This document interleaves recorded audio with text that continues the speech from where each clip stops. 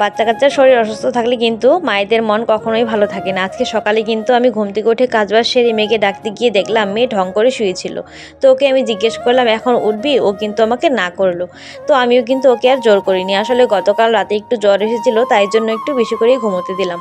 আর এদিকে হাজবেন্ড নিয়ে এসেছিল মাছ। বড় মাছটা যদিও কেটে নিয়ে এসেছিল, ছোট মাছটা কিন্তু গোটাই এনেছিল। তো সেগুলো কিন্তু কাটতে বসে গেলাম। আর জানোই তো ছোট মাছ কাটতে কতটা সময় লাগে। তো মাছটা কাটাকুটি করে কিন্তু রান্না চাপিয়ে দিয়েছিলাম চটপট করে। তো এদিকে দেখো আমার ভাত হয়ে গিয়েছে, বাঁধাকপি আমি ভাপ দিয়ে নিয়েছি, বাঁধাকপির ঘন্ট আর মাছের ঝোল করবো আজকে, আর ছোটো মাছটা আজকে রেখে দেবো। আর সবাই মাত্র মাছটা ভাজবো তখনই হাজব্যান্ড ফোন করে বললো যে আমি খেতে আসছি, সেই জন্য কিন্তু ঝটপট করে একটা বেগুন পোড়া দিয়ে দিলাম। আর উনুনের বেগুন পোড়া কিন্তু টেস্টি আলাদা, তোমাদের কার কার পছন্দ একটু কমেন্টে জানিয়ে দিও।